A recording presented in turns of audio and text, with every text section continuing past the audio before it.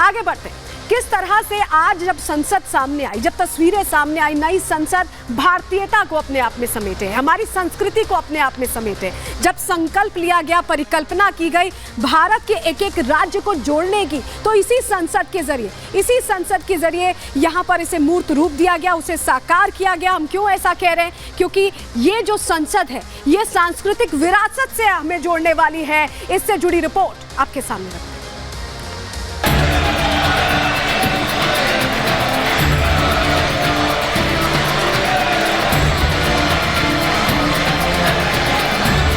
गुलाब की पंखुड़ियां, साष्टांग प्रणाम, संसद की दहलीज को नमन।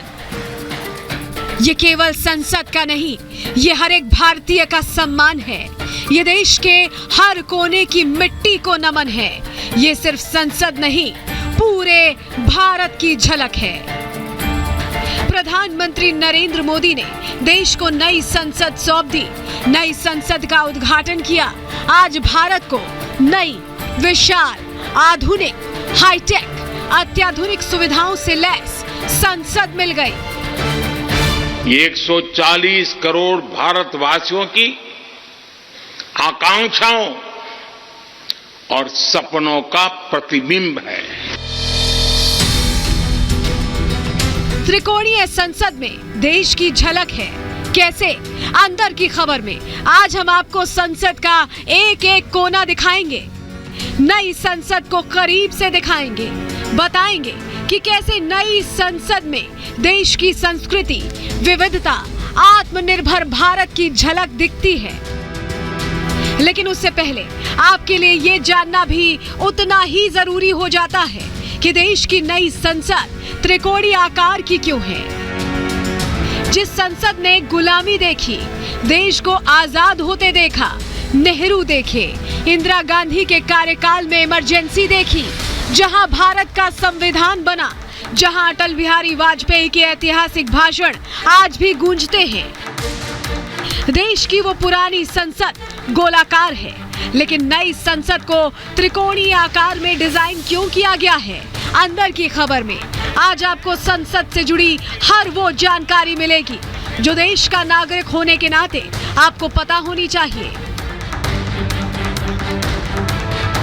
नई संसद के त्रिकोणीय आकार का संबंध वैदिक संस्कृति और तंत्र शास्त्र से है।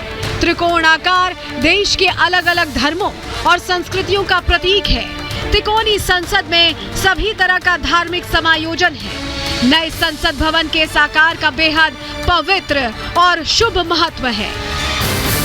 आज नए संसद भवन को देखकर हर भारतीय गौरव से भरा हुआ है।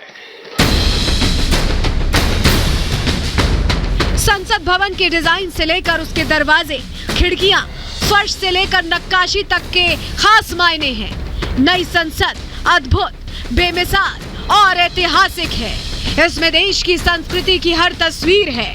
देश के हर कोने से लाई गई संस्कृति की भव्यता है। ये भवन विकास और विरासत का संगम है। नया संसद भवन वास्तुकला का उदाहरण है। आत्मनिर्भर भारत की संसद में देश के हर भाग की भागीदारी है। महाराष्ट्र से लाई गई सागौन की लकड़ी से ही अशोक चक्र बना है। संसद में राजस्थान का स्टोन वर्क देखते ही बनता है। उत्तर प्रदेश का कालीन संसद के फर्श पर बिछा है। संसद में त्रिपुरा की बैम्बू वुड फ्लोर है और इसके लिए सफेद मार्बल को खास तौर से गुजरात से लाया गया है। हमारे देश के अलग अलग हिस्सों की जो विविधता है, इस नए भवन ने उन सबको समाहित किया है। एक भारत श्रेष्ठ भारत की भावना के दर्शन। लोकतंत्र के मंदिर के निर्माण के लिए एक तरह से पूरा देश साथ आया है। नए संसद भवन के निर्माण के लिए सामग्री देश के अलग अलग राज्यों से मंगाई गई है। ये एक भारत श्रेष्ठ भारत की सच्ची भावना को दर्शाता है।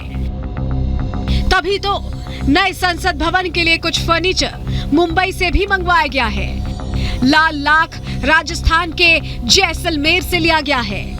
एम सैंड को हरियाणा के चरखी दादरी से लाया गया।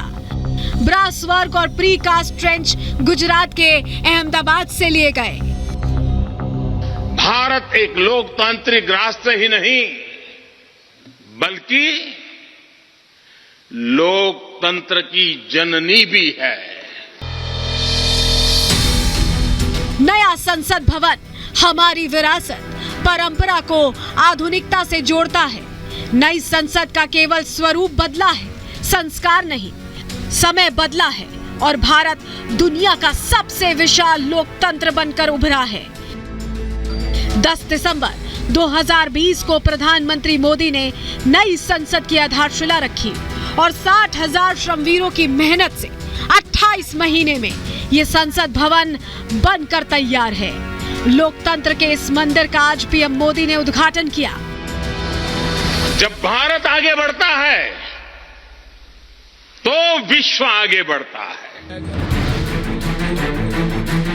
तमाम विवादों के बीच प्रधानमंत्री नरेंद्र मोदी के हाथों देश को नया संसद भवन मिल गया।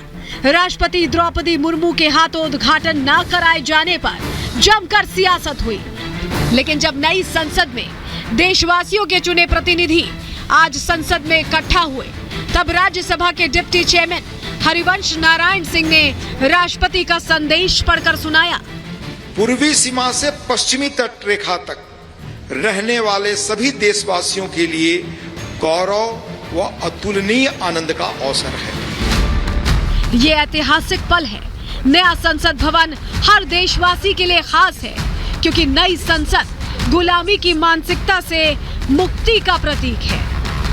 ये भवन बदलते हिंदुस्तान की नई पहचान है। ये गौरवशाली भवन नया इतिहास लिखेगा, विश्व के लिए मिसाल बनेगा। Bureau report, Republic Bharat.